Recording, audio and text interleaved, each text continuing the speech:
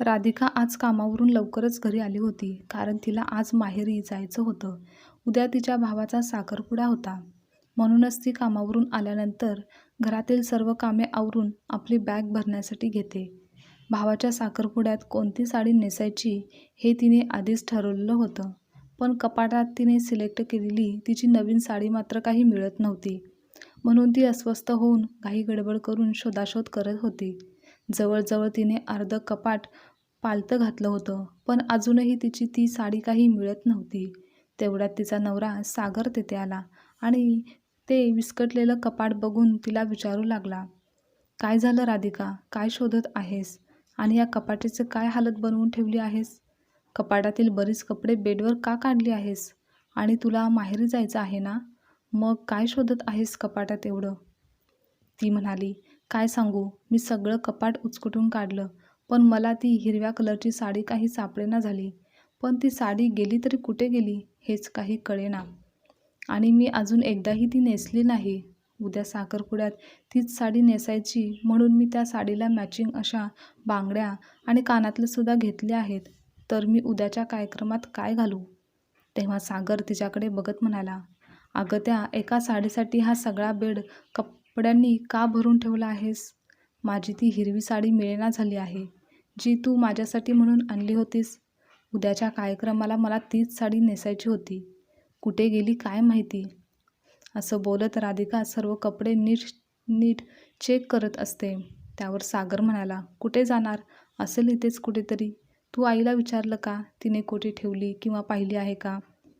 आणि एक साडी मिळत नाही म्हणून काय झालं? कितीतरी ड्रेस आहेत तुझ्याकडे. तो हिरव्या रंगाचा, दुसऱ्या रंगाच्या साड्या देखील आहेत की त्यामधील एखादी साडी नेस ना. तीच साडी कशाला हवी? आणि तसंही साखरपुडा तुझ्या भावाचा आहे, तुझा नाही." सागर तिचा मूड ठीक करण्यासाठी चेष्टेने तिला म्हणाला. ती म्हणाली, "हो, घालायचे ठरवले तर मी काय पण घालेन. पण आम्ही मुलींनी एकदा एखादी साडी सिलेक्ट केली की मग त्यात काही गडबड झाली की आमचा सगळा मूड ऑफ होतो. असो, तुला त्यातलं काही समजणार नाही." असं बोलत तिने सगळे कपडे पुन्हा कपाटात ठेवले आणि कपाट बंद केलं. ती जेवण बनवण्यासाठी किचनमध्ये गेली. रात्री सर्वजण जेवण करत असताना सागरने त्याच्या आईला विचारलं, "आई, तू राधिकाची साडी पाहिली आहेस का? आज बराच वेळ ती तिची एक साडी शोधत होती." त्याची आई म्हणाली, "मी कशाला तिची साडी बघेन? तिने मला सांगून ठेवली होती का? तीच तिच्या माहेरी ठेवून आली असेल किंवा कोणाला तरी दिली असेल. माहेरी सारखी ती तिकडेच जात असते ना." राधिकाच्या सासूचा सुनेच्या माहेरचा उद्धार केल्याशिवाय कोणतंही काम पूर्णच होत नव्हतं. असा विचार करत राधिकाने पटकन मध्येच बोलली, की "बहुतेक मीच कुठेतरी ठेवून विसरली असणार. पण तुम्ही टेन्शन घेऊ नका. एक साडी तर आहे, मिळून जाईल." असं बोलून राधिका विषय तिथेच थांबवते. पण सासू मात्र उगाचच तोंड पाडून बसलेली असते. राधिका उद्या माहेरी जाणार आहे म्हणून त्यांची चिडचिड चालू असते. राधिका व सागर यांच्या लग्नाला जेमतेम 1.5 वर्ष पूर्ण झालेले होते. राधिका लग्नाआधीपासूनच जॉब करायची आणि तिने लग्नानंतर देखील तिथेच जॉब करू लागली होती. आणि तिचे माहेर जवळच असल्यामुळे आणि ऑफिसच्या वाटेत असल्यामुळे ती वरचेवर येता जाता आईवडिलांना भेटून येत असायची. पण ही गोष्ट मात्र तिच्या सासूबाईला अजिबात आवडत नव्हती. त्यावरूनच त्या नेहमीच राधिकाला काही ना काहीतरी बोलतच असायच्या व बोलता बोलता कितीतरी वेळा सांगत होत्या की तिचं सारखं सारखं माहेरी जाणं त्यांना पसंत नाही. पण राधिकाही त्यांना समजावून सांगते की माझे माहेर अगदी माझ्या रोज येण्या जाण्याच्या वाटेवर आहे, म्हणून मी अगदी रोजच नाही पण कधीतरी जात असते. पण तुम्हाला वाटतं की मी रोजच जात आहे. तेव्हा सासू राधिकाला अजून काहीतरी बोलायच्या आणि तेथून निघून जायच्या. राधिका देखील वाद नको म्हणून विषय तिथेच थांबवायची. पण राधिकाची नणंद मात्र तीही सासरजवळच असल्यामुळे त्या मात्र सारख्या सारख्या त्यांच्या माहेरी यायच्या. ते सासूला चालायचं, पण सुनेचे माहेरी जाणे त्यांना खटकायचं. एरवी कोणत्याही कामात मदत न करणाऱ्या सासूबाई त्यांची मुलगी आली की मात्र सर्व काही करायला पुढे पुढे असायच्या. त्या दिवशी राधिका भावाच्या साखरपुड्यात दुसरी साडी नेसून जाते. ती काहीच फारसं आवरत नाही, पण भावाच्या लग्नाला जाण्यासाठी राधिका सासूबाईंकडून आपले दागिने मागायला जाते. पण तेव्हा सासूबाई टाळाटाळ करते व नंतर काही वेळाने येण्यास सांगते. तेव्हा राधिका काही बोलत नाही. ती बाकीची तयारी करायला जाते व सर्व तयारी करून घरातील कामे आवरून झाल्यानंतर पुन्हा रात्री राधिका सासूकडून दागिने मागण्यास जाते. पण तिची सासू काहीच बोलली नाही. सासूने दागिन्यांचा बॉक्स तिच्या हातात ठेवला. राधिकाने पटकन तो बॉक्स उघडला तर त्यामध्ये तिची गळ्यातील चैन नसते. ते पाहून ती घाबरतेच आणि सासूला विचारते, माझी ह्यामधील चैन कुठे आहे? तुम्ही दुसरीकडे कुठे ठेवली आहे का? पण राधिकाच्या या प्रश्नाचं उत्तर सासू काही देत नाही. ती गप्पच असते. म्हणून मग तिने तीच गोष्ट पुन्हा पुन्हा बोलून दाखवली. तेव्हा तिची सासू तिच्यावर ओरडतच म्हणाली, अगं मला काय माहिती कोणती तुझी चैन आणि मला कधी दिली होतीस तू ठेवायला? मला विचारण्यापेक्षा तू तुझ्या आईजवळ ठेवून आली आहेस का ते एकदा चेक कर. या वयातच तू इतकी विसरभोळी झाली आहेस, पुढे तुझं कसं होणार काय माहिती. पण राधिकाला चांगलं आठवत होतं आणि त्या दिवशी तिची नणंद पण आली होती. जेव्हा राधिकाने तिच्या सासूकडे तिचा ज्वेलरी बॉक्स दिला होता. भारी भारी दागिने बँकेच्या लॉकरमध्ये ठेवून बाकी दागिने कपाटात ठेवण्यासाठी. पण तिच्या सासूने तर स्पष्ट आता नकार दिला होता.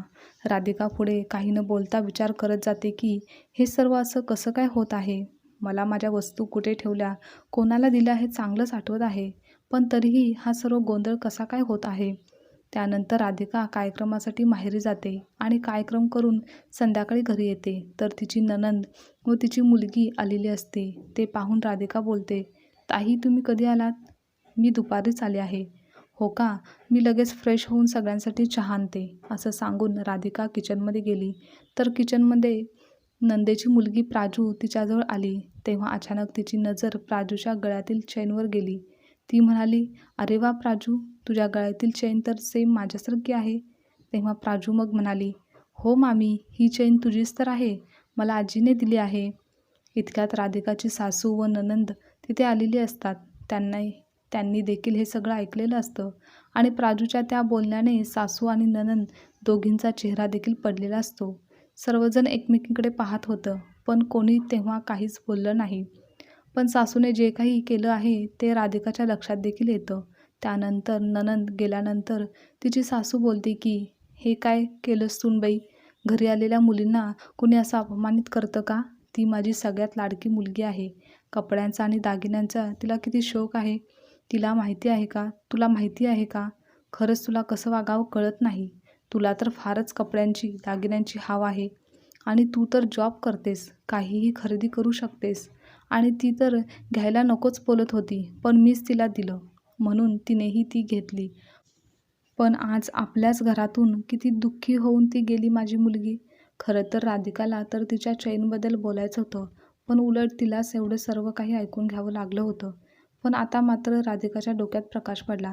तिला समजलं की आता वेळीच ॲक्शन घेतली नाही तर तिचं पूर्ण कपाट मोकळं व्हायला वेळ लागणार नाही. म्हणून त्याआधी तिने बोलायचं ठरवलं. तिला आज समजलं होतं की येथेच घरातच ठेवलेल्या वस्तू गायब कशा काय होत आहेत. त्यामुळे ती सासूला म्हणाली की आई, जर असं असेल तर मी ताईंची माफी मागते. पण तुम्ही मला सांगायला तरी पाहिजे होतं की तुम्ही माझी चैन त्यांना देत आहात आणि मी जेव्हा तुम्हाला विचारायला आले तर तुम्ही मलाच विसरभोळी ठरवून माझ्याच माहेरी मी ठेवली असेल असा आरोप केला. तो कशासाठी? पण तरीही सासू आपली चूक काही कबूल करायला तयारच नव्हती. ती राधिकालाच बोलू लागली की आणि त्यामुळे काही कारण नसताना आणि चूक नसताना देखील राधिका अपराधी बनली होती. पण तरीही सासूचा राग काही केला गेला नव्हता. सासू राधिकालाच बडबड करू लागली की तू एवढी शिकलेली आहेस, जॉब करत असून सुद्धा तुला जरा सुद्धा अक्कल नाही. तुला माणसांची माणुसकी नाही. तुझ्या आईने तुला सासरी कसं वागायचं ते शिकवलेलंच नाही का? तेव्हा मात्र राधिका शांत बसली नाही. आई, एकतर गेल्या काही दिवसापासून मी पाहत आहे माझ्या कोणत्या ना कोणत्या वस्तू आपल्याच घरातून गायब होत आहेत. त्या दिवशीची साडीसुद्धा मला अजूनही सापडलेली नाही. अजून एक दोन छोट्या मोठ्या वस्तू मला सापडत नाहीत. पण मी त्याकडे दुर्लक्ष केलं कारण मला वाटत होतं की मीच कुठेतरी घाईगडबडीत ठेवल्या असतील, नंतर सापडतील. पण आज चक्क माझी चैन मला मिळत नव्हती. तर तुम्ही माझ्या माहेरी मी घेऊन गेले असेल असं बोललात. तरीही मी शांत होते कारण आपल्या नात्यांचा आणि तुमच्या वयाचा मी मान राखते. पण तुम्ही जे काही बोलत आहात व करत आहात ते चुकीचं आहे. माझ्या गैरहजेरीत असं काही घडत असेल तर मी यापुढे शांत बसणार नाही. तेव्हा सासू तोंड पाडून तेथून निघून गेली. त्यानंतरच्या काही दिवसांनी एका नातेवाईकांच्या वास्तुशांतीमध्ये राधिकाच्या नंदेने तीच हिरवी साडी घातलेली होती. तेव्हा नंदेच्या अंगावरची साडी बघून राधिकाला आश्चर्य वाटलं. तिने लगेच सागरला सांगितलं की हे बघा, ताईंची साडी सेम माझ्यासारखी आहे. तुम्ही त्यांच्यासाठी सुद्धा एक साडी आणली होती का? तेव्हा सागर म्हणाला, नाही, मी तर फक्त तुझ्यासाठीच आणली होती. आता मात्र राधिकाचा राग अनावर झाला, कारण याआधीही तिच्या कपाटातून कधी बांगड्या, कधी मेकअपचं सामान, तर कधी कानातले झुमके गायब होत होते. तेव्हा तिने सरळ तिच्या सासूला विचारलं, आई, तुम्ही ताईला माझी हिरवी साडी कधी दिलीत? अचानक हे ऐकून सासू एकदम गडबडली आणि मग म्हणाली, हो, एकदा मी माझ्याकडे साडी ती मागत होती म्हणून मी तुझ्या कपाटाची चावी दिली होती, कारण कशाला उगाच पैसे खर्च करायचे नाही का? तुझ्या साड्या तर अगदी नव्या कोऱ्या आहेत आणि तसंही तू कुठे साडी फारशी नेसतेस. तसं पण तू तर जॉब करतेस, त्यामुळे नेहमी कुर्ती नाही तर जीन्स टॉप घालतेस. साडी तर तू कधीच नेसतेस. म्हणून मी तुझ्या बऱ्याचशा साड्या सामान नातेवाईकांना देऊन टाकलं आहे, कारण मला वाटलं की तुला याची आवड नाही, गरज नाही. तेव्हा राधिका म्हणाली, मी जॉब करते म्हणून काय झालं? मला साडी, दागिने घालण्याची हौस नाही का? आणि तुम्हाला काय माहिती की मला कशाची आवड आहे? लहानपणीपासूनच मला ज्वेलरीचा किती शौक होता. त्यातील काही बरेचसे दागिने मी अजूनही माझ्या आईजवळ जपून ठेवले आहेत. प्रत्येक कार्यक्रमात मी आईची साडी नेसायची. आता जॉब करते याचा अर्थ मी सगळं सोडून दिलं आहे का? असा तर होत नाही ना? आई, प्लीज, तुम्हाला माझ्या वस्तूंचा निर्णय घेताना मला सांगत तरी जा. तुम्हाला काय माहिती, माझ्या प्रत्येक वस्तूत माझ्या आठवणी लपल्या आहेत. माझ्या गैरहजेरीमध्ये मला न विचारता माझ्या वस्तूबाबत काहीही तुम्ही ठरवू नका. आणि हे सर्व याआधीही तुम्हाला सांगितलं आहे. ती चैन माझ्या आजीने मला तिची आठवण म्हणून दिली होती. ती तिची माझ्याकडे असलेली शेवटची आठवण होती. ती हिरवी साडी मला सागरने लग्नानंतरच्या माझ्या पहिल्या वाढदिवसाला गिफ्ट म्हणून दिली होती. माझ्या प्रत्येक वस्तूत माझ्या आठवणी आहेत आणि कोणाच्या आठवणी आपण हिसकावून घेतल्या तर त्याच्या मनाला कसं वाटेल तुम्हीच सांगा. आणि एकदा मी तुम्हाला न विचारता तुमची एक जुनी साडी आपल्या कामवाल्या बाईला दिली होती, तर तुम्ही मला किती काय बोलला होतात. तेव्हापासून मी घरातील कोणतीही वस्तू तुम्हाला विचारल्याशिवाय कोणालाही देत नाही. आणि मी समजू शकते, हे घर तुमचं आहे. पहिल्यापासून तुमची येथे मर्जी चालते आणि सर्व काही तुमच्या इच्छेनुसार चालत आलेलं आहे, तर ते खुशाल जरूर तुम्ही चालवा.